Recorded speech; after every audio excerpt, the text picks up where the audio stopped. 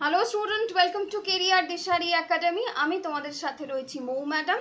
আজকে আমরা ইমিউনিটি এবং হিউম্যান ডিজিজের পার্ট 2 এর ক্লাস নিয়ে চলে এসেছি। পার্ট 1 এর ক্লাসে আমরা কি করেছিলাম? পার্ট 1 এর ক্লাসে আমরা 25টা কোয়েশ্চেন করেছিলাম এবং তার সাথে সাথে আমরা কনসেপ্ট করেছিলাম, তাই তো? তো পার্ট 2তেও আমরা সেম করব, 25টা কোয়েশ্চেন করব এবং তার সাথে সাথে কনসেপ্ট বুঝে নেব। যে পার্ট 1 এবং পার্ট 2 এর দুটো ক্লাস করবে, অর্থাৎ 50টা কোয়েশ্চেন, তার সাথে এক্সট্রা আমি যা যা কনসেপ্ট বোঝাচ্ছি সেগুলো বুঝে নেবে। তার এই চ্যাপ্টার থেকে এরকম কোনো কোয়েশ্চেন আসবে না যেটা সে পরীক্ষায় পারবে না। ওকে, তো কি করতে হবে? মন দিয়ে এই পার্ট 1 এবং পার্ট 2 এর ক্লাস করে নিতে হবে। প্রত্যেককে বলছি যে পিডিএফ তোমরা অ্যাপে পেয়ে যাবে, তাই পিডিএফ নিয়ে মাথা খারাপ করার কোনো দরকার নেই। যদি কোনো জায়গা তোমরা পিপিটিতে বুঝতে না পারো, তোমরা পিডিএফে সেটা দেখে নিও। জাস্ট আমি যেটা বোঝাবো সেইটা একটু মন দিয়ে বোঝো, লেখা না বুঝলেও কোনো অসুবিধা নেই, পিডিএফ পেয়ে যাবে। তো চলো স্টার্ট করা যাক। তো আমরা প্রথম প্রশ্নের আগে কনসেপ্ট দেখে নেব, দেন আমরা তার আনসার করব। ওকে, তো ফার্স্ট কি কোয়েশ্চেন দিয়েছে দেখো, মানব ঘাম ও লালা রসে উপস্থিত অ্যান্টিবডিটি হলো। তো এই কোয়েশ্চেনটার মধ্যে আগে প্রথমেই আমাদের যেটা জানতে হবে যে অ্যান্টিবডি কি জিনিস। ইমিউনোলজি চ্যাপ্টারটা এমন একটা চ্যাপ্টার যে চ্যাপ্টারে তোমাকে প্রথমেই যেটা বুঝতে হবে যে অ্যান্টিবডি আর অ্যান্টিজেন কি জিনিস, ঠিক আছে? তো এখানে আমি একটা ব্ল্যাঙ্ক পেজ নিয়েছি, যেই পেজে আমি তোমাদের বোঝাবো, ঠিক আছে? তো প্রথমেই লিখে নিই অ্যান্টিবডি, যেটাকে শর্টে আমি AB বলে লিখব, আর অ্যান্টিজেন, যেটাকে শর্টে আমি AG বলে লিখব, ঠিক আছে? তো প্রথমেই একটা এক্সাম্পল নিই, যেই এক্সাম্পলে একটা ছোট বাচ্চা, দেখবে ছোট বাচ্চার কাছে একদম নিউবর্ন বেবি, জাস্ট 2-3 মাস হয়েছে, কিছু মানুষ চেনা হয়ে যায়, অর্থাৎ তার মা বাবা, সে সবসময় যাদের কাছে রয়েছে তারা হচ্ছে সেই বাচ্চাটার চেনা মানুষ। আর কিছু মানুষ রয়েছে যারা অচেনা, যাদেরকে সে প্রথম দেখছে, বাইরে থেকে কোনো রিলেটিভস এসছে, কোলে নিয়েছে, দেখবে বাচ্চাটা অঝরে কাঁদতে শুরু করছে। ঠিক এই সেম জিনিস আমাদের বডিতেও ঘটে। কীরকম হয়? আমাদের বডি প্রত্যেকটা প্রোটিনকে ভীষণ ভালোভাবে চেনে, ঠিক বাচ্চাটার মতো, ঠিক আছে? তো এই বডির মধ্যে যে চেনা প্রোটিনগুলো রয়েছে, সেই প্রোটিনগুলোকে বডি খুব গুড ট্রিটমেন্ট দেয়, ঠিক আছে? আর যেগুলো অচেনা প্রোটিন রয়েছে, সেই অচেনা প্রোটিনগুলো যাতে বডিতে কোনো রকম ক্ষতি করতে না পারে, তার জন্য বডি তার এগেনস্টে একটা প্রোটেকশন নেয়, বা বলতে পারো যে একটা প্রতিরোধ ক্ষমতা গড়ে তোলে। এই প্রতিরোধ ক্ষমতাটাকে আমরা বলবো অ্যান্টিবডি, ঠিক আছে? যেটা খুব কমন নাম হচ্ছে গিয়ে IgG, ইমিউনোগ্লোবিন জি, ঠিক আছে? বা এটাকে ইমিউনোগ্লোবিনও শুধু বলতে পারি। আর এই যে অচেনা প্রোটিন যেটা আমাদের বডিতে ক্ষতি করতে চাইছে, সেই অচেনা প্রোটিনটাকে আমরা বলবো অ্যান্টিজেন।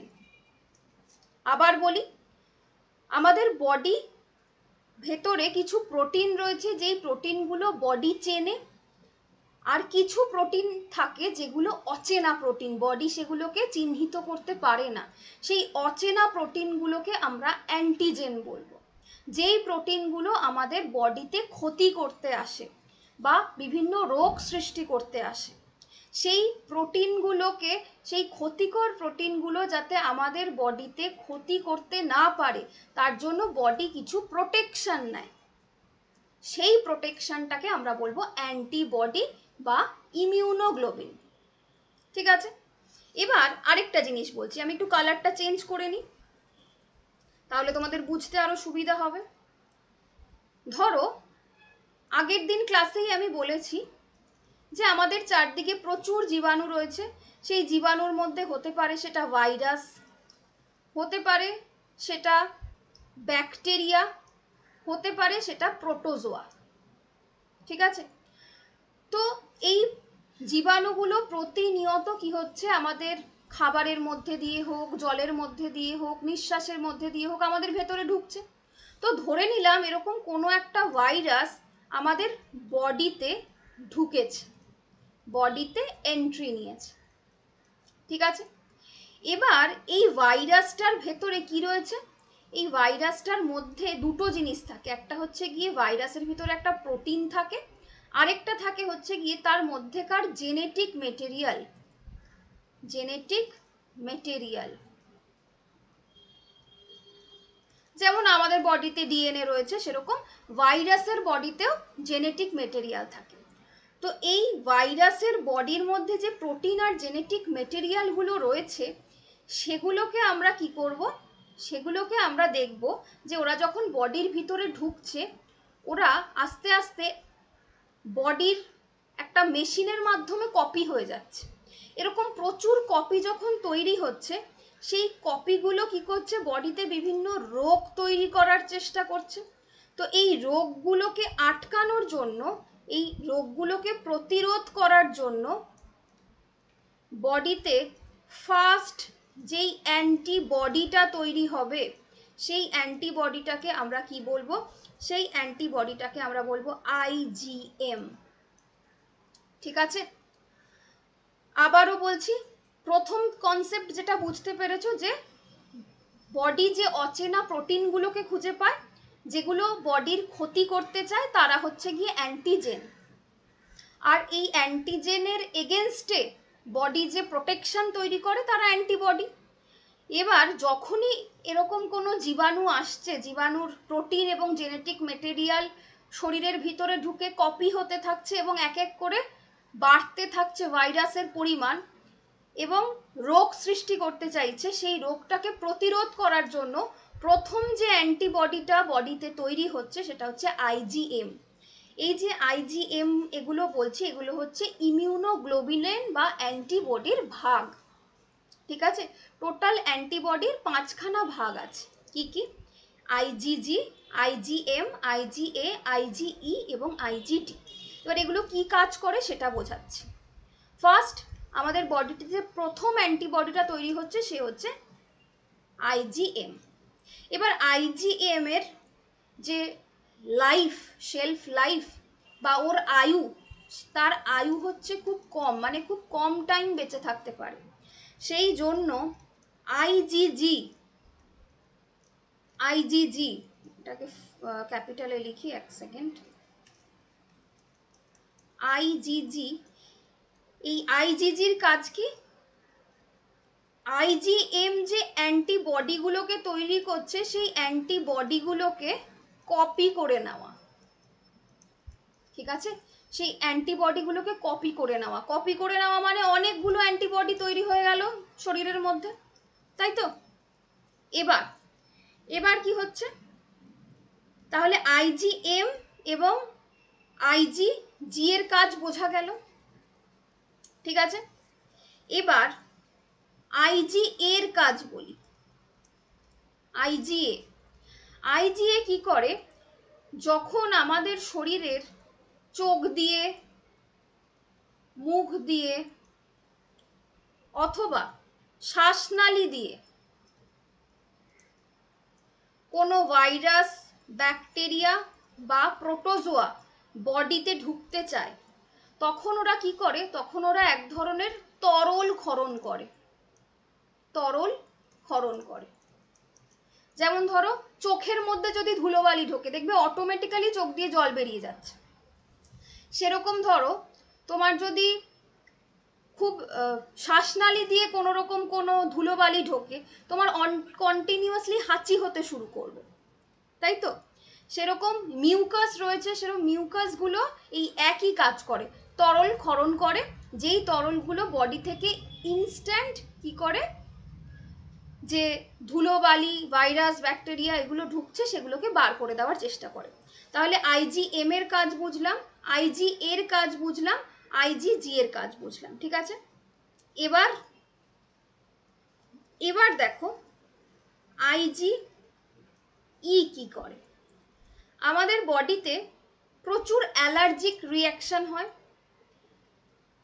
অথবা বিভিন্ন পোকা মাকড় মশা এসব কামড়ায়। সাপোজ ধরো একটা এক্সাম্পল নিলাম, মশা কামড় দিয়েছে, মশা কামড় দিলে ইনস্ট্যান্ট কি হবে, সেই জায়গাটা ফুলে গিয়ে লাল হয়ে যাবে এবং ভীষণ চুলকবে। তো আইজিজি কি করবে, সাথে সাথে সেইখানে সিক্রিট হবে, অর্থাৎ মশা যখনই তোমায় কামড় দিয়েছে মশার ভিতরে যে জীবাণুটা ছিল সেটা তোমার দেহে প্রবেশ করেছে। তো মশার কামড়ে, সব মশার কামড়ে কি সবার ম্যালেরিয়া ডেঙ্গু এসব কিছু হয়ে যাচ্ছে? হচ্ছে না তো। তার মানে তখন কি হচ্ছে, তখন আইজিই কাজ করছে। কি কাজ করছে, ও সাথে সাথে সেই জায়গায় চলে আসছে, চলে এসে কি করছে, এই ফোলা জায়গাটা এবং লাল জায়গাটাকে ঠিক করার কাজ করছে, মেরামতের কাজ শুরু করে দিচ্ছে। এবং আইজিই যাতে খুব ভালো করে কাজ করতে পারে তার জন্য আইজিডি তাকে হেল্প করছে, আইজিডি তাকে হেল্প করছে। তার মানে টোটাল যে 5টা অ্যান্টিবডির কথা বললাম, 5টা অ্যান্টিবডির কি কাজ সবাই বুঝতে পারলে? 5টা অ্যান্টিবডির কাজ সবাই বুঝতে পারলে? তাহলে এবার আসল জায়গায় আসি। ইমিউনোগ্লোবিন আমরা অ্যান্টিবডিকে বলি, যেটা আইজি, যেটা কি হচ্ছে, যেটা শরীরের মধ্যে যারা ক্ষতি করতে চেষ্টা করছে তাদের এগেনস্টে কি করছে, প্রতিরোধ ক্ষমতা তৈরি করে দিচ্ছে। এই অ্যান্টিবডিগুলো আমাদের বডিতে 5টা টাইপের হয়, 5টা টাইপের হয়। কি কি টাইপ? কি কি type? IgG, IgM, IGA, IgE এবং আইজিডি। ঠিক আছে, তো এবার দেখো আমাদের আইজি এর কোথায় পাওয়া যায়? লালা, দুধ, কোলেস্টেরম, অশ্রু এবং শ্বাসযন্ত্রের ট্র্যাকে। তার মানে কোয়েশ্চেন কি ছিল, যে মানুষের ঘাম ও লালারসে উপস্থিত অ্যান্টিবডি কোনটি? তাহলে রাইট আনসার হবে হচ্ছে অপশন বি, আইজিএ। আইজিএ আমাদের ঘাম এবং লালারসে পাওয়া যায়। তাহলে এই কোয়েশ্চেনটার মধ্যে আমি তোমাদের অ্যান্টিবডি বুঝিয়ে দিলাম, অ্যান্টিজেন বুঝিয়ে দিলাম এবং প্রত্যেকটা অ্যান্টিবডি কিভাবে শরীরে কাজ করে সেগুলো বুঝিয়ে দিলাম। তাহলে এখান থেকে এবার তোমাদের যা কোশ্চেনই আসুক না কেন, যে কোনো ইমিউনোগ্লোবিন দিয়ে কোয়েশ্চেন আসুক না কেন, আশা করি সবাই পারবে। ঠিক আছে, next question. Next question, next question দেখো, মানুষের দেহে আমাশয় রোগ সৃষ্টি করে কোনটি? এটা আমরা আগের দিনও পড়েছি, অ্যান্টামিবা হিস্টালাইটিকা হচ্ছে গিয়ে মানুষের দেহে আমাশয় রোগ সৃষ্টি করে। তাহলে এই কোয়েশ্চেনটা এখানে কেন আনলাম, দেখো এখানে আরো দুটো রোগ সৃষ্টিকারী ব্যাকটেরিয়া বা ভাইরাসের নাম রয়েছে যেটা আমরা জানি না। সেটা কি? সেটা হচ্ছে ফাইটোপথেরা। এইটা আমরা জানি না, এটা কি জিনিস দেখি। পাকসিনিয়া কিন্তু আমরা আগের দিন পড়েছি, কি জিনিস, এটা হচ্ছে গমের কাণ্ড বা গমের পাতায় যে রোগগুলো হয় সেগুলোকে আমরা পাকসিনিয়া বলবো। ঠিক আছে, পাকসিনিয়া গ্রামিনিস যেটা, সেটা হচ্ছে কাণ্ডের যে মরিচা রোগ তার জন্য দায়ী। আর পাতা ট্রাইট্রিনিয়া বলে যে ছত্রাকটা রয়েছে, সেই ছত্রাকটা হচ্ছে গমের পাতার রোগের জন্য দায়ী। ঠিক আছে, এবার বলি যে ফাইটোপথেরিয়া কি জিনিস। ফাইটোপথেরিয়া হচ্ছে গিয়ে উদ্ভিদের গোড়া এবং পাতা পচা এই দুটো কাজ করে। ঠিক আছে, এটাও এক ধরনের ছত্রাক। এই ছত্রাকটা কি করে, উদ্ভিদদের গোড়া এবং পাতাগুলোকে পচিয়ে দেয় যদি এই ছত্রাকটা উদ্ভিদদের সংক্রমণ করে। তো দেখো ফাইটোপথেরিয়ার দুটো ভ্যারাইটি রয়েছে, একটা হচ্ছে নিকোটিনানিন আর একটা হচ্ছে পালমিভোরা। ঠিক আছে, এই দুটো ছত্রাক রয়েছে। এই ছত্রাকের পরে কি হয় দেখো, পাতা আক্রান্ত হয়, বিশেষ করে পাতাগুলোর যে উজ্জ্বলতা সেটা নষ্ট হয়ে যায়, আর পাতাগুলো দেখেই মনে হয় কেমন যেন হলুদ হয়ে মরে মরে গেছে। ঠিক আছে, আর আর কি করে, আর একদম গোড়ার দিকটা দেখবে কিরকম পচে গলে গলে টাইপের গেছে। ঠিক আছে, তো এই গলে গলে জায়গাটা যায় কেন, কারণ এই ফাইটোপথেরিয়া যে ছত্রাকটা সেটা হচ্ছে অ্যাটাক করে। ওকে, আরেকটা দেখো ভিব্রিও কলেরি, যেটা কলেরার রোগের জন্য সৃষ্টিকারী, তো সেইটা আমরা আগেই পড়ে নিয়েছি। Next question, question number 3, plague dash bacteria দ্বারা সৃষ্টি হয়। রাইট আনসার কি হবে? রাইট আনসার হবে ইয়ারসিনিয়া পেস্টিস। এই ব্যাকটেরিয়াটা প্লেগ রোগের সৃষ্টি করে। এবার বলি প্লেগ রোগ কি জিনিস। প্লেগ রোগ ইয়ারসিনিয়া পেস্টিস নামক একটা ব্যাকটেরিয়ার সংক্রমণের কারণে হয়। যেটা আমরা দেখতে পাই প্রধানত ইঁদুর এবং মাছির মধ্যে, ঠিক আছে, ইঁদুর এবং মাছির মধ্যে। এই ব্যাকটেরিয়াটা কি করে, ইঁদুর বা মাছির কামড়ের দ্বারা মানুষের দেহে চলে যায়। অর্থাৎ সাপোজ এই ব্যাকটেরিয়াটা ইঁদুরকে ইনফেক্ট করেছে, এবার সেই ইঁদুরটা যদি মানুষকে কামড়ায় তাহলে প্লেগ রোগ হয়ে যাবে, কারণ এই রোগটা প্লেগ রোগ সৃষ্টি করছে, ঠিক আছে। আর মনে রাখবে প্লেগ হচ্ছে মারাত্মক ছোঁয়াচে একটা রোগ, ঠিক আছে। এটাকে মরণকালো ব্যাধি বা মরণকালো মৃত্যু হিসাবে পরিচিত এইটা, ঠিক আছে। কারণ এটা মারাত্মক রকমের ছোঁয়াচে এই রোগ যদি কারো হয়, মানে সামান্য টাচে হোক, সেটাতেও এটা অন্য মানুষের দেহে ট্রান্সফার হয়ে যেতে পারে। কি কি তিনটে খুব ইম্পর্টেন্ট প্লেগ রোগের টাইপ রয়েছে। ফার্স্ট যে টাইপটা রয়েছে সেটা হচ্ছে বুবেনিক প্লেগ। এটা কি হয়, এটা হচ্ছে প্রচণ্ড তীব্র যন্ত্রণা হয় কোথায়, টনসিলে, টনসিলে প্রচণ্ড রকমের যন্ত্রণা হবে। আর কি হয়, মেজাজ খারাপ হয়ে যায়। আর কি হয়, জ্বর হয়, শরীরে ব্যথা হয়, যে অংশটায় কামড় দিয়েছে সেই অংশটা ফুলে প্রচণ্ড ব্যথা সৃষ্টি হয়, ঠিক আছে। আর কি হয়, আমাদের যে লিমফ্যাটিক সিস্টেম বা লসিকা গ্রন্থি সেগুলোতে ক্ষতি সৃষ্টি হয়। এবং মনে রাখবে এই প্লেগ লসিকা গ্রন্থি থেকেই কিন্তু শরীরের অন্যান্য অংশে ছড়িয়ে পড়ে। নেক্সট হচ্ছে সেপ্টেমিক প্লেগ, সেকেন্ড টাইপ। এটা কি, এই প্লেগটা হলে কি কি সিমটম দেখা যায়, প্রচণ্ড দুর্বলতা হয়, জ্বর, ঠান্ডা লাগে, পেটে ব্যথা হয় প্রচণ্ড, এবং পা কালো হয়ে যায়।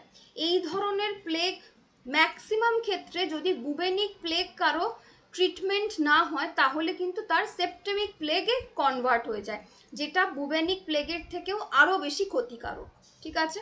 নেক্সট হচ্ছে গিয়ে নিউমোনিক প্লেগ। নিউমোনিক প্লেগ হলে কি হয়, বুকে ব্যথা হয়, শ্বাস নিতে অসুবিধা হয়, একইভাবে কাশি এবং নিউমোনিয়া হয়ে যায়। এটা হচ্ছে গিয়ে প্লেগের আরেকটা টাইপ, যেই টাইপে দেখা যায় যে যার ইনফেকশন হয়েছে তার প্রচণ্ড বুকে ব্যথা হচ্ছে এবং অসম্ভব কাশি হচ্ছে, নিউমোনিয়াতে কনভার্ট হয়ে গেছে, ঠিক আছে। তাই তিনটে টাইপের প্লেগের কথা আমরা জানলাম।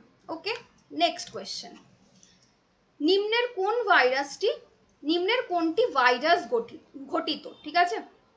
তো রাইট অ্যান্সার কি হবে, এনকেফেলাইটিস। এনকেফেলাইটিস আমরা আগের দিন ক্লাসেও পড়েছি, এখানে একটু ছোট্ট করে বলে দিই। এটা একটা ভাইরাস ঘটিত রোগ যেটা মস্তিষ্কের প্রদাহ থেকে হয়। এখানে মেইন সিমটম কি হয়, যে মানুষের প্রচণ্ড মাথা ব্যথা হয়, যে চেতনা, যে কোন সময় কি কাজ করছি, যা কথা বলছি ইনস্ট্যান্ট ভুলে যাচ্ছে, কখন খেতে হবে, কখন ঘুমোতে হবে, এই যে চেতনাগুলো সেগুলো সব লোপ পেয়ে যায়। আর কি হয়, জ্বর হয়, ভুল বকতে থাকে, ঘাড় শক্ত হয়ে যায়। আর কি বলেছিলাম আগের দিন ক্লাসে, যে কোনো মাথার রোগের প্রধান সিমটম হবে বমি পাবে, তাই বমি পায়, ঠিক আছে। এছাড়াও কি হয়, হ্যালুজিনেশন হয়, যেহেতু মস্তিষ্কের সমস্যা সে বিভিন্ন রকম জিনিস হ্যালুজিনেট করতে শুরু করবে। এছাড়াও স্মৃতিশক্তি এবং শ্রবণ শক্তি দুটোই সমস্যা দেখা যেতে পারে। ওকে, এবার বাকি যে রোগগুলো রয়েছে সেগুলো নিয়ে আমরা একটু ডিসকাস করব। কি রয়েছে, ফার্স্ট রয়েছে ট্রাইপ্যানোসোমিয়াসিস। এই জিনিসটাকে আমরা স্লিপিং সিকনেসও বলে থাকি, ঠিক আছে। আফ্রিকান এই ট্রাইপ্যানোসোমিয়াসিসের যে মেইন টাইপ সেটাকে আমরা আফ্রিকান ট্রাইপ্যানোসোমিয়াসিস বলি বা স্লিপিং সিকনেস বলি। এটা এক ধরনের পরজীবী ঘটিত রোগ, ঠিক আছে। কোন পরজীবী, সেটা হচ্ছে ট্রাইপ্যানোসোমা পরজাতি বা ট্রাইপ্যানোসোমা ব্রুসি। এই পরজীবীর কারণে, এই পরজীবী আক্রমণের ফলে বা এই পরজীবী সংক্রমণের ফলে এই স্লিপিং সিকনেস এই ব্যাধিটি হয়, ঠিক আছে। এর কি সিমটম রয়েছে দেখো, জ্বর আসে, মাথা ব্যথা করে, প্রচণ্ড বডিতে চুলকানি হয়, জয়েন্টে জয়েন্টে ব্যথা হয়। আর কি হয়, 1 থেকে 3 সপ্তাহ পর, অর্থাৎ এই পরজীবীটা সংক্রমণের প্রায় 3 সপ্তাহ পর থেকেই সিমটমগুলো দেখা যাবে, ঠিক আছে। আর কি হয়, সেকেন্ড পর্যায়ে দেখব, এটা ফার্স্ট ফেজে দেখলাম যে এই সিমটমগুলো দিচ্ছে। সেকেন্ড ফেজে আমরা দেখব যে আস্তে আস্তে অঙ্গ প্রত্যঙ্গের সামঞ্জস্যতার অভাব, অর্থাৎ তার যে চলাফেরার মুভমেন্ট হচ্ছে, হাঁটছে, চলছে, বসতে, সেগুলোতে প্রবলেম হবে। হাঁটতে হাঁটতে হঠাৎ মাথা ঘুরে পড়ে গেল, হঠাৎ করে হাত পা অসাড় হয়ে যাবে। আর মেইন যেটা হয় সেটা হচ্ছে গিয়ে ঘুম চলে যায়, যেই কারণে এই রোগটার নাম স্লিপিং সিকনেসও দেওয়া হয়েছে। যে মেইন যে ঘুমের যে মানুষের যে একটা স্লিপ সাইকেল থাকে, সেই স্লিপ সাইকেলটা নষ্ট হয়ে যায়। ঠিক আছে, যে কোনো সময় ওষুধ খাও যাই করো, ঘুম আর আসবে না। ঠিক আছে, নেক্সট জিয়াডিয়াসিস। জিয়াডিয়াসিস কি? এটা এক ধরনের পেটের অসুখ, যার ফলে কি হয়, পেটে প্রচন্ড ব্যথা হয়। ব্যথাটা কিরকম বলতো, যে পেট কামড়ে যে ব্যথাটা হয়, মনে যেন একসাথে অনেকগুলো বিষালা পিঁপড়ে পেটের মধ্যে কামড়ালে যেরকম হবে, ঠিক সেরকম পেট কামড়ে ব্যথা হবে। ঠিক আছে, আর কি হয়, বমি ভাব হয় এবং পাতলা পটি হবে। ঠিক আছে, যার মূলে কি রয়েছে, একটা ক্ষুদ্র পরজীবী। এগুলো বেসিক্যালি পরজীবী ঘটিত রোগ। পরজীবীটার নাম কি দেখো, জিয়ার্ডিয়া ল্যাম্বারিয়া। এইটা হচ্ছে পরজীবীর মেইন যে পরজীবী ঘটিত যে রোগ। কোন পরজীবী? সেটা হচ্ছে জিয়ার্ডিয়া ল্যাম্বারিয়া। ঠিক আছে, এবার এই পরজীবীগুলো কোথায় পাওয়া যায় দেখো, দিঘি বা পুকুরে, কর্পোরেশনের জলে, সুইমিং পুলে, কুয়োতে, যেখানে বেসিক্যালি জল পরিষ্কার করা হচ্ছে না, জল দূষিত থাকছে, সেই জায়গায় এই পরজীবীগুলো বেঁচে থাকে। ঠিক আছে, সেখান থেকেই বাই চান্স যদি জল ভেতরে, শরীরের ভেতরে ঢুকে যায়, ধরো সাঁতার কাটতে গিয়ে জল মুখে ঢুকে গেছে, তো সেইখান থেকে এই অসুখটা ছড়াতে পারে। ঠিক আছে, এবং জিয়ার্ডিয়া অসুখটা কিন্তু একজনের থেকে অন্যজনের থেকে সংক্রামিত হতে পারে। কি করে সংক্রামিত হয় আমি বলছি। ধরো তার প্লেটে, এঁঠো প্লেটে যদি তুমি খাও, বা তার মুখ দেওয়া জল যদি তুমি খাও, সেইখান থেকে কিন্তু কন্ট্যাক্টে এই ডিজিজটা একে অন্যের ভিতরে ছড়াতে পারে। ঠিক আছে, নেক্সট কালা জ্বর। আচ্ছা, এই কালা জ্বরের নামই কিন্তু ওরিয়েন্টাল সোর। ঠিক আছে, ওরিয়েন্টাল সোর আমরা কালা জ্বরকেই বলবো। ঠিক আছে, এটা কি কারণে হয়, লেশম্যানিয়া ডোনাভানি দ্বারা সৃষ্ট, এটাও একটা পরজীবী ঘটিত রোগ। আচ্ছা, এটা কোন সংক্রমণে হয়, বালি মাছি বা স্ল্যান্ড ফ্লাই যেগুলো রয়েছে সেগুলোর কামড়ের মাধ্যমে সেগুলো ছড়ায়। ঠিক আছে, কি ধরনের সিমটম হয় দেখো, জ্বর হয়, ওজন হ্রাস পায়, আর কি হয়, যকৃৎ বৃদ্ধি পায়, মানে হচ্ছে গিয়ে লিভার বেড়ে যায়, আর কি রক্ত শূন্যতা হয়, অর্থাৎ বডিতে হিমোগ্লোবিনের পরিমাণ কমে যেতে থাকে, আর কি হয়, দেহ শুষ্ক হয়ে যায় এবং পাতলা হয়ে যায় এবং প্যাচযুক্ত আঁশের মতো, অর্থাৎ মাছের যেরকম আঁশ উঠে যায় বডিতে, সেরকম দেখবে চামড়াগুলো উঠতে শুরু করছে, ঠিক মাছের মতো, মানে খোবলা খোবলা টাইপের, এরম টাইপের হয়ে চামড়া উঠতে থাকছে। ঠিক আছে, তো এটাকে কেন কালা জ্বর বলা হয়, কারণ মানুষের যে ত্বক, যেটা নর্মাল হয়, সে কালো হোক ফর্সা হোক, তার একটা নর্মাল বডির পিগমেন্টেশন রয়েছে। কালা জ্বর হলে পার্টিকুলার মানুষের হাত পা পেট এবং মুখের যে অংশগুলো রয়েছে সেগুলো ধূসর টাইপের হয়ে যাবে। ধূসর মানে কিন্তু কালো নয়, ধূসর মানে একটা গ্রেইশ টোন হয়ে যাবে। তো এই জন্য এটাকে আমরা কালা জ্বর বলি। অ্যাকচুয়ালি ইংলিশে এটাকে লেখে কালা আজার, মানে ধূসর বর্ণের হয়ে যায় বডিটা। ঠিক আছে, তো এখানে লেশম্যানিয়া ডোনাভানি যেটা রয়েছে সেটা হচ্ছে গিয়ে কালা জ্বর বহন করছে, বাহক হচ্ছে স্যান্ডফ্লাই, আর লেশম্যানিয়া ট্রপিকা যেটা রয়েছে সেটা হচ্ছে গিয়ে ওরিয়েন্টাল কালশিটে যেটা বলে একটা রোগ রয়েছে, সেই রোগটাকে বহন করে। এটাও স্যান্ডফ্লাই বহন করে, বাট পরজীবীগুলো ডিফারেন্ট। অর্থাৎ স্যান্ডফ্লাই বা বাংলায় যেটা বালি মাছি, এই বালি মাছির ভেতরে যদি লেশম্যানিয়া ডোনাভানি পরজীবী সংক্রমণ করে, তবে যে রোগটা হবে সেটা হচ্ছে কালাজ্বর। আর লেশম্যানিয়া ট্রপিকা যদি বালি মাছির দ্বারা সংক্রমণ হয়, তখন যে রোগটা হবে সেটা হচ্ছে ওরিয়েন্টাল কালসিটে। ঠিক আছে, বোঝা গেল? নেক্সট কোয়েশ্চেন, ঘাম, লালা ও অশ্রুতে লাইসোজাইম নামে এক উৎসেচক থাকে, যেই লাইসোজাইম কি করে? খুব ইজি কোয়েশ্চেন, লাইসোজাইম ব্যাকটেরিয়া ধ্বংস করে। ঠিক আছে, এই জন্য দেখবে মাঝে মধ্যে মা বাবারা বলে থাকে যে একটু কাঁদতে দে, কাঁদলে চোখ ভালো হয়। দেখবে এটা খুব কমন, শুনে থাকবে যে একটু কাঁদুক, কাঁদলে পরে চোখ ভালো থাকে। কেন বলে বলো তো, যে আমাদের যে ব্যাকটেরিয়াগুলো, আমাদের তো অল টাইম চোখ মুখ নাক সব কিছু দিয়ে ভাইরাস ঢুকছে, জীবাণু ঢুকছে, তো চোখের যে ইনস্ট্যান্ট যে ব্যাকটেরিয়া ঢুকছে বেরোচ্ছে, সেইগুলো ওই অশ্রুর মধ্যে যে লাইসোজাইম থাকে সেইগুলো দিয়ে ইনস্ট্যান্ট ধ্বংস হয়ে যাচ্ছে, ঠিক আছে। সেই জন্য দেখবে আমি একটু আগে অ্যান্টিবডি অ্যান্টিজেন পড়ানোর সময় যেটা বোঝালাম যে চোখের মধ্যে যে IgA ইমিউনোগ্লোবিন রয়েছে সেইখানে আমরা দেখব, বা ঘামের মধ্যে যেগুলো রয়েছে, যে আমাদের বডিতে হোক বা যে কোনো কিছুতে দেখবে হঠাৎ করে যদি কোনো ফরেন পার্টিকেল বা জীবাণু শরীরে প্রবেশ করে, ইনস্ট্যান্ট সেই তরলটা ক্ষরণ করে সেটাকে ইনিশিয়ালি বের করে দিতে চেষ্টা করবে। তাই পুরো বডিটাকে আমরা যদি ধরি যে একটা রাজপ্রাসাদ, সেই রাজপ্রাসাদটাকে গার্ড করার জন্য 5 দিকে 5টা ইমিউনোগ্লোবিনের প্রহরী বা সেনাবাহিনী দাঁড়িয়ে রয়েছে, যারা ইনস্ট্যান্ট কি করবে, ওই যে রোগটা রয়েছে বা জীবাণুটা রয়েছে তাকে বডি থেকে বের করে দিতে চেষ্টা করবে, ঠিক আছে। আর যখন এই ইমিউনোগ্লোবিনগুলো কাজ করতে পারবে না, তখনই এরা শরীরে ঢুকে পড়বে এবং রোগ সৃষ্টি করবে, এবং এই রোগ যত তীব্র হবে তত সে মানুষ মৃত্যুর দিকে চলে যাবে। বোঝা গেল? নেক্সট হচ্ছে প্রাকৃতিক কিলার কোষ কোনটি? লিম্ফোসাইটকে আমরা প্রাকৃতিক কিলার বা ন্যাচারাল কিলার সেল বলে থাকি। ন্যাচারাল কিলার নাম শুনেই বুঝতে পারছো, যেটা অটোমেটিক্যালি বা সহজাত প্রক্রিয়ায় যে খারাপ জীবাণুগুলো শরীরে প্রবেশ করছে সেইগুলোকে ধ্বংস করছে, ঠিক আছে। যেমন ধরো ক্যান্সার যুক্ত যে সেলফ কোষগুলো থাকে, যেগুলো অনিয়ন্ত্রিতভাবে শরীরে বেড়ে যায়, সেগুলোকে চেষ্টা করে অটোমেটিক্যালি ধ্বংস করা, ঠিক আছে।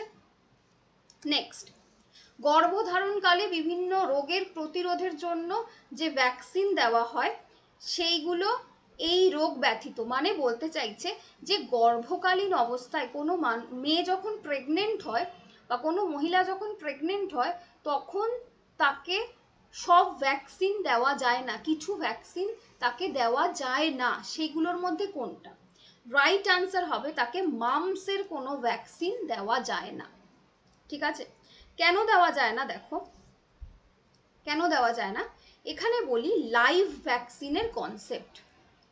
লাইভ ভ্যাকসিন, অ্যাকচুয়ালি ভ্যাকসিন দু ধরনের হয়, একটা হচ্ছে ইনঅ্যাক্টিভ ভ্যাকসিন আর একটা হচ্ছে live vaccine. Inactive vaccine just একটু পরেই পড়াবো, লাইভ ভ্যাকসিনটা এখানে বলে দিই। লাইভ ভ্যাকসিনের মধ্যে জীবাণুগুলো খুব অল্প অবস্থায় বেঁচে থাকে। সাপোজ ধরো আমি যদি কোভিডের কথাই বলি, কোভিডের সময় আমরা যে ভ্যাকসিন নিয়েছি সেই ভ্যাকসিনের মধ্যে একটা ভ্যাকসিন ছিল যার মধ্যে কোভিডের ভ্যাকসিন বা কোভিডের যে ভাইরাস, সেই ভাইরাসটাকে খুব অল্প মাত্রায় জীবন্ত অবস্থায় সেই ভ্যাকসিনটার মধ্যে ঢুকিয়ে দেওয়া হয়েছে। তো এই ভ্যাকসিনগুলো দুর্বল বা ক্ষীণ হলেও তারা বডিতে অ্যাক্টিভ থাকে। তো যখনই কোনো গর্ভবতী মাকে সেই ভ্যাকসিনটা দেওয়া হয়, তার মানে সেই জীবাণুটা লাইভ অবস্থায় বা জীবন্ত অবস্থায় তার বডিতে ঢুকিয়ে দেওয়া হলো। এবার গর্ভাবস্থায় কি হয়, মায়ের দেহ থেকে আম্বেলিক্যাল কর্ডের মাধ্যমে সমস্ত কিছু বেবির বডিতে বা বাচ্চার বডিতে ট্রান্সফার হয়। তো ওই লাইভ ভ্যাকসিন এর মধ্যে যে জীবাণুগুলো রয়েছে সেই জীবাণুগুলো মায়ের বডিতে ট্রান্সফার হতে শুরু করে, বাচ্চার বডিতে ট্রান্সফার হতে শুরু করে। তো সেই জন্য কোনো রকমের লাইভ ভ্যাকসিন কি করা হয়, গর্ভবতী মহিলাকে দেওয়া হয় না। এই লাইভ ভ্যাকসিনগুলোর মধ্যে কি কি রয়েছে দেখো, চিকেন পক্স ভ্যাকসিন, যেটাকে ভ্যাসিরেলা ভ্যাকসিনও বলা হয়, হাম, মামস, রুবেলা, এই ধরনের ভ্যাকসিনগুলো দেওয়া হয় না। এছাড়াও দেখো আমরা দেখব যে গর্ভাবস্থায় ইনঅ্যাক্টিভ ভ্যাকসিন দেওয়া যায়, কিন্তু লাইভ ভ্যাকসিন দেওয়া যায় না। তাহলে বোঝা গেল যে মামসের ভ্যাকসিন দেওয়া যাবে না। নেক্সট দেখো, এইডস রোগের কারণ। এইডস রোগের কারণ আমরা সবাই জানি virus, HIV virus. Actually AIDS হচ্ছে কি একটা রেট্রোভাইরাস, ঠিক আছে, যেটা কি করে টি হেল্পার কোষ বা CD4 কোষকে এমনভাবে ধ্বংস করে যেটা ইমিউনো সিস্টেমকে পঙ্গু করে দেয় এবং শরীরে বিভিন্ন রোগ ব্যাধির সৃষ্টি করে। অর্থাৎ আমাদের এই যে বডির ন্যাচারাল যে অ্যান্টিবডিগুলো রয়েছে, যেগুলো রোগ জীবাণুগুলোকে প্রতিরোধ করে প্রাইমারিলি সেই সিস্টেমটাকে কি করে দেয়, নষ্ট করে দেয়। ঠিক আছে, এটা এমন একটা রেট্রোভাইরাস। কি কি উপসর্গ হয় দেখো, জ্বর, মাথা ব্যথা, গলা ব্যথা, লিম্ফ গ্ল্যান্ড ফুলে যায়, চামড়ায় লাল ফুসকুড়ি হয়, পেট খারাপ হয়, জয়েন্টে ব্যথা হয়, মানে যত রকমের সিমটম হতে পারে সমস্ত আমরা এইডস হলে দেখতে পাবো। ঠিক আছে, আচ্ছা এইডস কিভাবে সংক্রামিত হয়? এইডস আমাদের সংক্রামিত হয় যে কোনো সংক্রামিত ব্যক্তির রক্ত অথবা শারীরিক তরল দ্বারা, সেটা হতে পারে সেমিনিফ্লুয়াল ফ্লুইড, ভ্যাজাইনাল ফ্লুইড অর্থাৎ শারীরিক সম্পর্কের সময় হতে পারে, অথবা মা যদি তার সন্তানকে দুগ্ধ পান করায় সেই সময়ও কিন্তু এইডস মায়ের বডি থেকে সন্তানের বডিতে ঢুকে যেতে পারে। ঠিক আছে, নেক্সট, পরিণত ফাইলেরিয়া কৃমি মানুষের দেহের কোথায় বাস করে? রাইট আনসার হচ্ছে লসিকা বাহে বাস করে। ফাইলেরিয়া আগের দিন পড়িয়েছি গোদ রোগ। ঠিক আছে, তো এই ফাইলেরিয়াসিস কি হচ্ছে, একটা পরজীবী ঘটিত রোগ। এই পরজীবীটা মানুষের দেহের লসিকা গ্রন্থিতে বাস করে। এবার এর মেইন সিমটম কি, দেখো ছবিতে দেখিয়েছি যে শরীরের বিভিন্ন অংশ অস্বাভাবিকভাবে ফুলে যায় এবং চামড়ার নিচের টিস্যু যেগুলো রয়েছে ওগুলোতে জল জমে এরকম টাইপের ভাঁজ ভাঁজ হয়ে ফুলে যায়। ঠিক আছে, তো যখন অত্যাধিক ফুলে যায় তখন তার নাম হয়ে যায় এলিফ্যান্টায়াসিস। ঠিক আছে, যেটাকে আমরা কি বলি, লিম্ফ্যাটিক ফাইলিয়ারসিসও বলে থাকি। ঠিক আছে, যেটাকে এলিফ্যান্টায়াসিসও বলে থাকি। ঠিক আছে, নেক্সট, কোন রোগটি ছত্রাক ঘটিত কারণে হয়? রাইট আনসার হচ্ছে গিয়ে ডার্মাটাইটিস। ডার্মাটাইটিস একটা ফাঙ্গাল ইনফেকশন। ফাঙ্গাল ইনফেকশন মানে ডার্মাটাইটিস মানে হচ্ছে ত্বকের প্রদাহ, মানে নর্মাল লাল হয়ে যাবে, ফুলে যাবে, অসম্ভব চুলকানি হবে।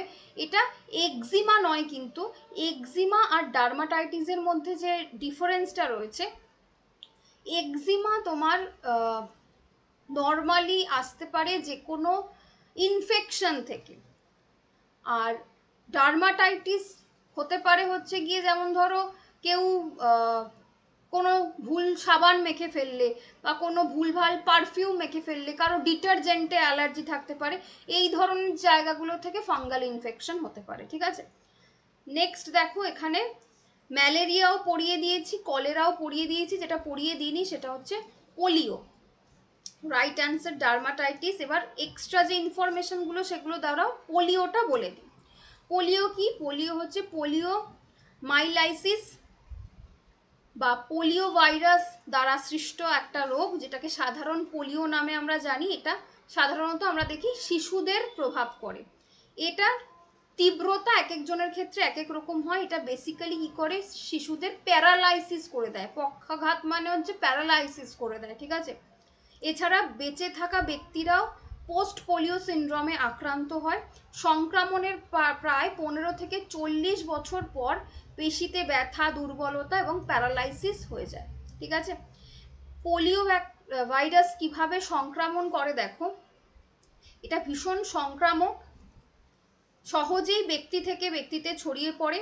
যেমন ধরো ব্যক্তির মল যদি সংস্পর্শে আসে এটা হতে পারে, অথবা হাঁচি কাশির মাধ্যম থেকে যে জলবিন্দুগুলো বেরোয়, ছিটেছে কেউ তোমার সামনে জোরে হেঁচেছে, তার যে জলবিন্দুগুলো সেই থেকেও তোমার ইনফেকশন হতে পারে।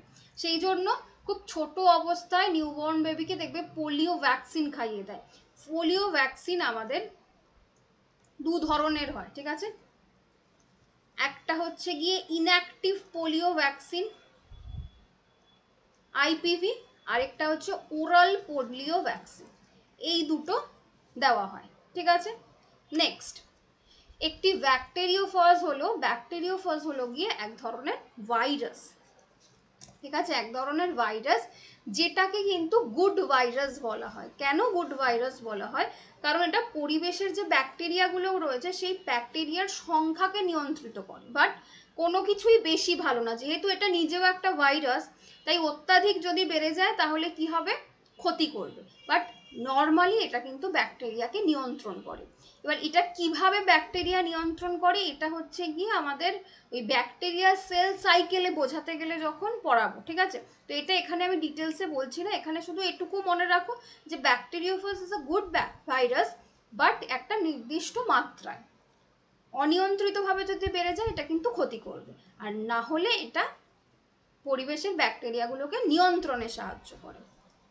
নেক্সট, আলুর কালো হৃদয় বা ব্ল্যাক হার্ট ডিজিজ হয় কি কারণে? রাইট অ্যান্সার হবে অক্সিজেনের অভাবে। ঠিক আছে, এই ধরনের দেখবে আলুর ভেতরটা এরকম কালো হয়ে যায়, এটাকে ব্ল্যাক হার্ট ডিজিজ বলে। এটা কি কারণে হয় বলো তো?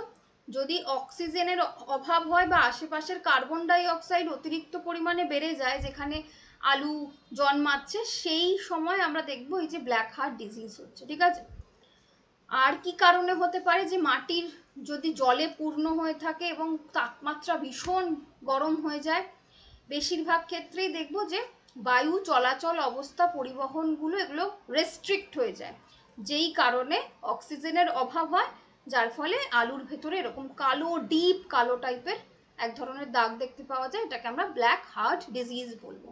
ওকে, নেক্সট, নিম্নলিখিত কোনটি ব্যাকটেরিয়া ঘটিত সংক্রামিত রোগ? রাইট আনসার হচ্ছে গিয়ে ডিপথেরিয়া। ঠিক আছে, ডিপথেরিয়া কি? ডিপথেরিয়া এক ধরনের ব্যাকটেরিয়াল সংক্রমণ রোগ, যেটা করিনে ব্যাকটেরিয়া নামক ডিপথেরিয়ার কারণে হয়ে থাকে। এটা বেশি বাচ্চাদের ক্ষেত্রেই হয়, বড়দের ক্ষেত্রেও হয়ে থাকে। দেখবে একদম মানে এটা যদি কারো হয়ে থাকে, দেখবে একদম এই চোয়ালের এরকম জায়গায় এরকম সাদা মতো জিনিস জমতে থাকে, যেগুলো খাওয়ার সময় হোক অন্য কোনো সময় হোক আস্তে আস্তে বেরোয় এবং অত্যন্ত দুর্গন্ধযুক্ত হয়। ঠিক আছে, এবং বেসিক্যালি এটা কি ক্ষতি করে? যখন খাবার খাও বা জল খাও, ঢোক গিলতে সাহায্য করে, মানে ঢোক গিলতে অসুবিধা করে। ঠিক আছে, এটা ব্যাকটেরিয়াল সংক্রমণের 1 থেকে 7 দিনের মধ্যেই দেখতে পাওয়া যায়। জ্বর, ঠান্ডা লাগা, খুব বেশি দিন ধরে কাশি হয়, মুখ থেকে লালা বের হয় এবং এই লালাটা কন্ট্রোল হয় না, মানে সব সময় মনে হয় মুখে থুতু আসছে। ঠিক আছে, সব সময় মনে হয় মুখে থুতু আসছে। আর কি হয়? গলায় ব্যথা হয়, খাবার গিলতে অসুবিধা হয়, যদি এক্সট্রিম কন্ডিশনে পৌঁছে যায় নাক দিয়ে রক্তপাত হয়, আর ত্বকে ক্ষত সৃষ্টি হয়ে কালশিটে পড়ে যায়। ঠিক আছে, নেক্সট, চোখ ওঠা বা কনজাইটিভাইটিস কি জিনিস? কনজাইটিভাইটিসের নাম হচ্ছে চোখ ওঠা। কম বেশি সবাই এটা আমরা হয়েছে, এটা আমাদের একবার হলেও আমরা এটাকে জয় বাংলা বলে বেশি চিনি, তাই তো? বলে আমার চোখে জয় বাংলা হয়েছে, তাই তো? যাই হোক, তো এই চোখ ওঠা যে কনজাইটিভাইটিস, এটা আসলে কি? এটা আমাদের চোখের ভিতরে যে কনজাইটিভা নামক যে পর্দাটা রয়েছে, সেই পর্দার ইনফেকশন হলে তখন এই রোগটা হয়। এই কনজাইটিভাইটি কিন্তু ভাইরাস ভীষণ ছোঁয়াচে। যদি তুমি ওই যার হয়েছে তার ব্যবহার করা কোনো জিনিস, গামছা, তোয়ালে, এগুলো ব্যবহার করো, পরের দিন তার হবে। এই জন্য বাড়িতে যদি একজনের হয়, বাড়ির সবার হবে, ডেফিনেটলি হবে। আর কি হয়? হ্যান্ড টু হ্যান্ড, ধরো যার হয়েছে সে ওটায় চোখে হাত দিয়েছে, তারপরে তোমায় টাচ করেছে, তারও হয়ে যাবে। এত কন্টাক্টে হয় এটা। ঠিক আছে, এটা বেসিক্যালি 7 থেকে 10 দিনের মধ্যেই ভালো হয়ে যায়, কারো কারো ক্ষেত্রে 15 দিন হয়। দেখো, চোখের এই পার্টে আমাদের কনজাইটিভা রয়েছে। ঠিক আছে, এই কনজাইটিভা আমাদের ইনফেকশন হয়। নেক্সট, হাম কি জিনিস? হাম হচ্ছে গিয়ে একটা বায়ুবাহিত রোগ, যেটা আক্রান্ত ব্যক্তির হাঁচি এবং কাশির মাধ্যমে বাতাসে ছড়িয়ে পড়ে এবং সেখান থেকে বাতাসে 2 ঘন্টা ভেসে থাকে। দেন কি হয়? সেটা কোনো ব্যক্তির সংস্পর্শে আসলে দেন ঢুকে যায়। যেমন ধরো, দেখবে ট্রেনে প্রচুর লোকে হ্যান্ডেলগুলো ধরছে, তো এরম কোনো মানুষ যার হয়তো এই ধরনের রোগ হয়েছে, তো ওগুলোতে টাচ করলে পরে সেই টাচের মাধ্যমে কিন্তু চলে আসে। এই জন্য বলে যে অলওয়েজ একটা স্যানিটাইজার ব্যাগে রাখো, যেটা এরকম পাবলিক ট্রান্সপোর্টে যা কিছুতে আসলে পরে অবশ্যই একটু পরপর হাতে দিয়ে ধুয়ে নাও, এবং অবশ্যই বাড়িতে এসে প্রথম যে কাজটা করতে হবে সেটা হচ্ছে গিয়ে হাত মুখ ভালো করে সাবান দিয়ে, ডেটল হোক বা যে কোনো অ্যান্টিসেপটিক সাবান হোক, সেটা দিয়ে ধুয়ে ফেলতে হবে, কারণ বাতাসে আমাদের চারদিকে এত রোগ ঘোরাফেরা করছে। ঠিক আছে, হামের কি কি লক্ষণ আছে দেখো? কাশি, সর্দি, চোখ লাল হয়ে যায়, কানে ইনফেকশন হয়। হামে কিন্তু কানে ইনফেকশন হয়। আর কি হয়? নিউমোনিয়া হয়।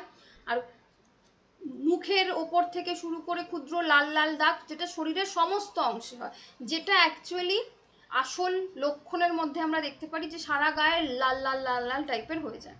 ঠিক আছে, নেক্সট, ধানের পাতায় দাগ রোগের কারণ কি? কারণ হচ্ছে ছত্রাক। দেখো এই যে ধানের যে পাতাগুলো রয়েছে এরকম টাইপের বাদামি বাদামি টাইপের দাগ হয়ে যায়। ঠিক আছে, এটা কি হয়? এটা ছত্রাকের কারণে হয়, যেই দাগগুলো বড় হয়ে তিলের বীজের আকার ধারণ করে, যার ফলে কি হয় যে ধান গাছের যে অ্যাকচুয়াল কালারটা সেটা পুরো বিবর্ণ হয়ে যায়। এটা পাতা ছাড়াও কিন্তু বীজেও হতে পারে।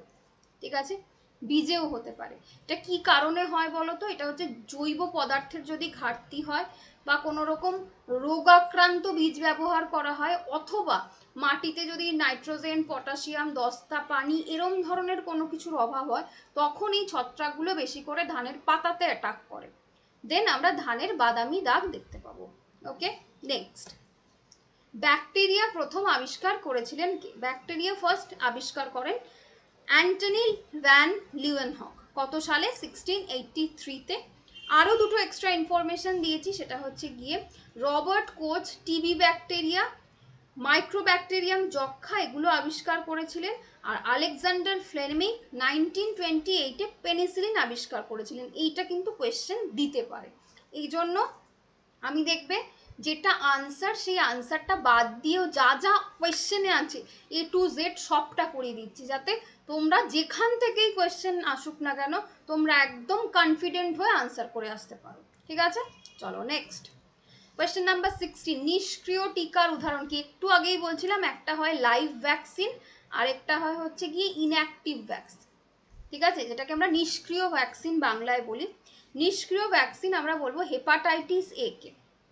নিষ্ক্রিয় ভ্যাকসিন কি জিনিস দেখো, এর মধ্যে কি হয়, যেই ভ্যাকসিনের মধ্যে ভাইরাসের কণা, ব্যাকটেরিয়া এবং অন্যান্য জীবাণু নিয়েও কিন্তু এই ভ্যাকসিনটা তৈরি, বাট এখানে রোগ উৎপাদন ক্ষমতাকে ধ্বংস করে দেন এটা বডিতে ইনজেক্ট করা হয়।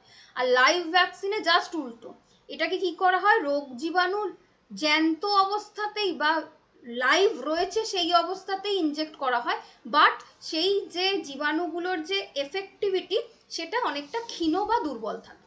ঠিক আছে, তো এটা হচ্ছে লাইভ ভ্যাকসিন আর ইনঅ্যাক্টিভ ভ্যাকসিনের মধ্যে ডিফারেন্স। লাইভ ভ্যাকসিন কখনোই প্রেগনেন্ট ওম্যানকে দেওয়া যাবে না। আচ্ছা, লাইভ ভ্যাকসিন, ইনঅ্যাক্টিভ ভ্যাকসিনের মধ্যে আর কি কি পড়ছে দেখো, ইনফ্লুয়েঞ্জা, পোলিও, জলাতঙ্ক, হেপাটাইটিস, এই ধরনের ভ্যাকসিনগুলো আরও হচ্ছে ইনঅ্যাক্টিভ ভ্যাকসিনের উদাহরণ।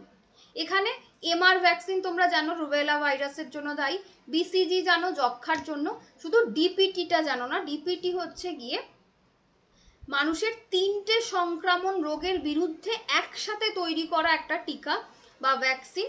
কি কি দেখো, ডিপথেরিয়া, পেটোসিস এবং টিটেনাস, এই একসাথে 3টে রোগের বিরুদ্ধে একসাথে কাজ করে যে ভ্যাকসিন, তাকে আমরা ডিপিটি ভ্যাকসিন বলে থাকি।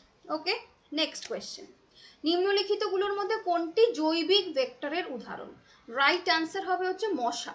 মশা হচ্ছে গিয়ে ভেক্টরের কাজ করে। ভেক্টর কি জিনিস? ভেক্টর হচ্ছে গিয়ে যেগুলো সংক্রামিত ব্যক্তি থেকে অসংক্রামিত ব্যক্তির দেহে রোগ ছড়িয়ে দেয়। সাপোজ ধরো কোনো একটা মশা, সে কোনো একটা ভাইরাস দ্বারা ইনফেক্টেড হয়েছে। এবার এই মশাটা প্রথমে একটা কি করবে, যে হেলদি লোক তাকে কামড়াবে, দেন সে অসুস্থ হয়ে পড়লো বা সংক্রামিত হয়ে গেল, দেন সেই মশাটা গিয়ে আবার আরেকজন সুস্থ লোককে কামড় দেবে। এইভাবে মশা কি করছে, ডিজিজ ছড়াচ্ছে। ঠিক আছে, মশা ছাড়াও মাছি হচ্ছে ভেক্টরের উদাহরণ, যারা কি করছে, জীবাণু বহন করছে। এছাড়াও ভেক্টরগুলোর মধ্যে বেসিক্যালি যারা রক্তচোষা পোকা হয় তারাও কিন্তু এই জৈবিক ভেক্টরের উদাহরণের মধ্যে পড়ে। ঠিক আছে, নেক্সট, কালাজ্বরের জীবাণু এক ধরনের প্রোটোজোয়া। কালাজ্বর আমরা একটু আগেই পড়লাম যে লেশমানিয়া ডোনভানি বলে যেই প্রোটোজোয়াটা রয়েছে সেটার কারণে কালাজ্বর হয়। স্লিপিং সিকনেস, যেটা মেইনলি এটা স্ত্রী বেলেবাছি বা ইংলিশে আমরা স্যান্ড ফ্লাই বলবো, এর কামড়ে হয়ে থাকে। নেক্সট, যক্ষা রোগ প্রতিরোধের জন্য যে টিকা গ্রহণ করা হয় জানো, বিসিজি টিকা। নেক্সট দেখো, অনাক্রমতা বিদ্যার জনক আমরা কাকে বলবো? এডওয়ার্ড জেনারকে বলবো অনাক্রমতা বিদ্যার জনক। নেক্সট, নিম্নলিখিত কোন ভাইরাসটি জলবাহিত? একমাত্র হেপাটাইটিস এ হচ্ছে জলবাহিত, কারণ হেপাটাইটিস স্বাভাবিকভাবে মানুষের মল মূত্র বা দূষিত খাবার বা দূষিত জল গ্রহণের থেকে ছড়িয়ে পড়ে। বাকি কোনোটাই কিন্তু জলবাহিত নয় বা ওয়াটার বর্ন নয়, ঠিক আছে? একমাত্র হেপাটাইটিস এই হলো যেগুলো মলমূত্র অথবা দূষিত খাবার অথবা জলের মাধ্যমে ছড়িয়ে পড়ে। নেক্সট কোয়েশ্চেন, ইটাই ইটাই রোগ কি কারণে হয়? ইটাই ইটাই রোগ ক্যাডমিয়ামের অত্যাধিক এক্সপোজারে যারা থাকে তাদের ইটাই ইটাই রোগ হয়। দেখো এরকম টাইপের হয়ে যায়। এটা 1960-তে ফার্স্ট জাপানে হয়েছিল। এটা বেসিক্যালি কাদের হয়? যারা ইন্ডাস্ট্রিতে কাজ করে, ঠিক আছে? কি হয়? হাড়ের তীব্র ব্যথা হয়, যেটাকে অস্ট্রিওম্যালেশিয়া বলে। এটার মেইন যে কারণ সেটা হচ্ছে রেনাল টিউবিকুলার ব্যর্থতা, অর্থাৎ এই যে বোনগুলো দেখছো এগুলো অদ্ভুতভাবে বেঁকে যায় এবং বেঁকে এরকম টাইপের হয়ে যাচ্ছে।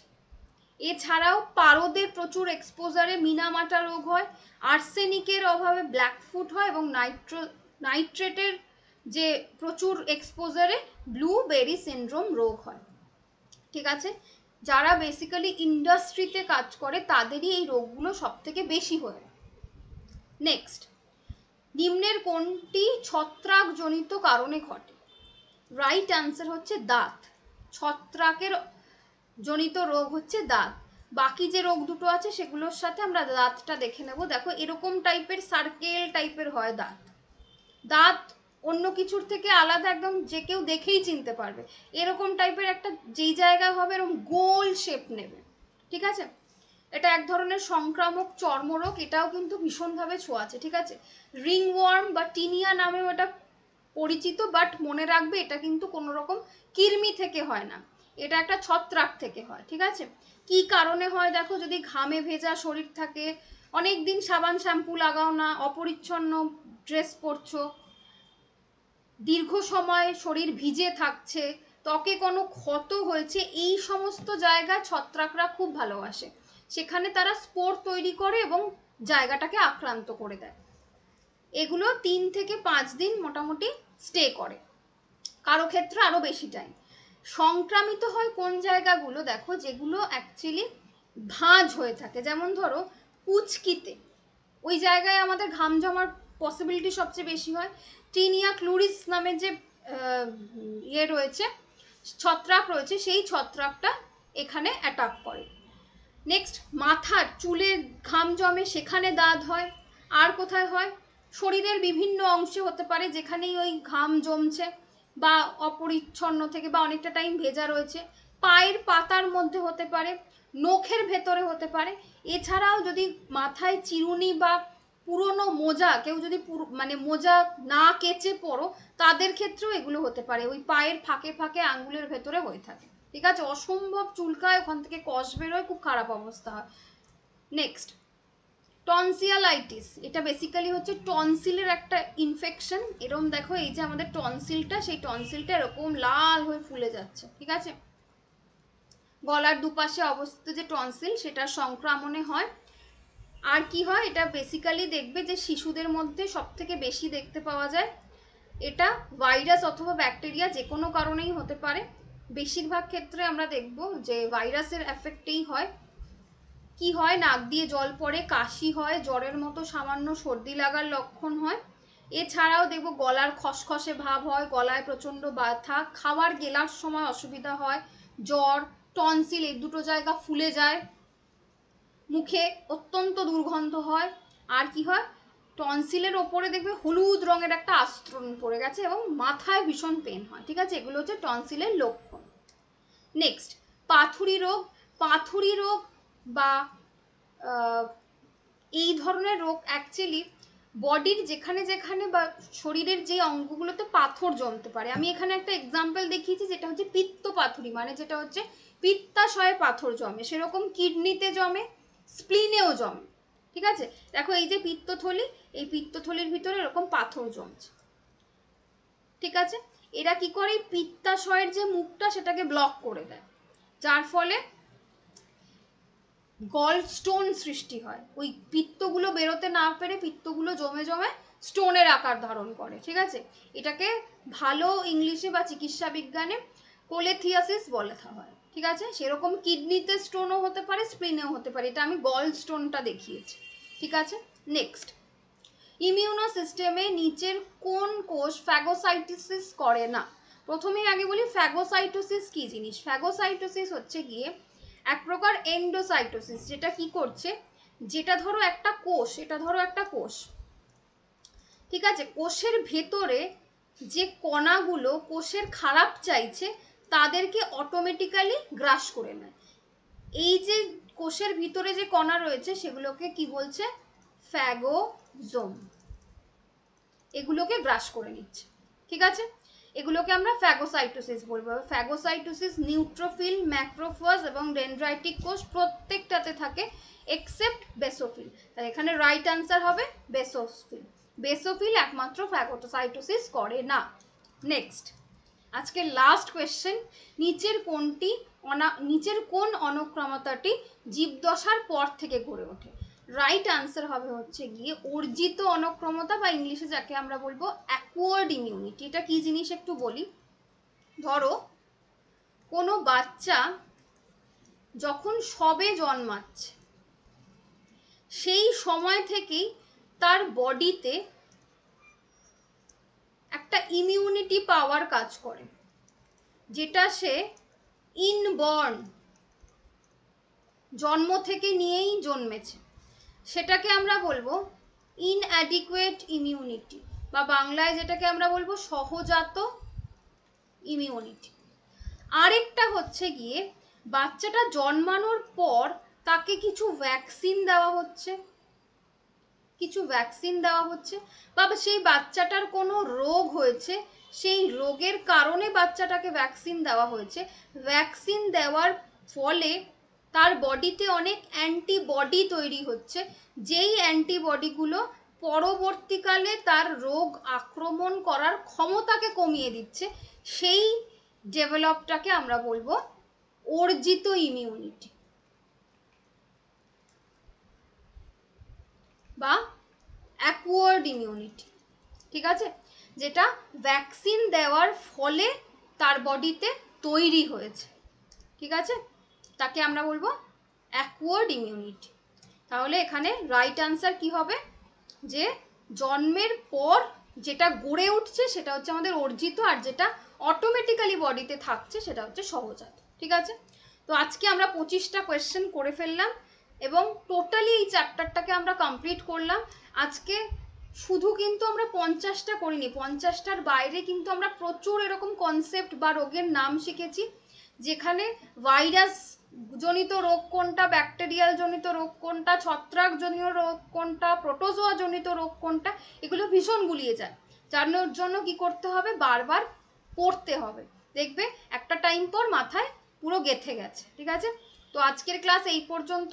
তোমরা যেটা করতে পারো সেটা হচ্ছে গিয়ে আমাকে কমেন্টে লিখে জানাতে পারো যে ম্যাম কোন কোন চ্যাপ্টারে আমাদের অসুবিধা, পরীক্ষার আগে কোন কোন চ্যাপ্টার করিয়ে দিলে সুবিধা হয়, সেই চ্যাপ্টার ধরে আমি তোমাদের পরবর্তীকালের ভিডিওগুলো দিতে থাকবো। সবাই মন দিয়ে পড়ো। বেস্ট অফ লাক সবাইকে, পরীক্ষা সবার খুব ভালো হবে। থ্যাংক ইউ সকলকে।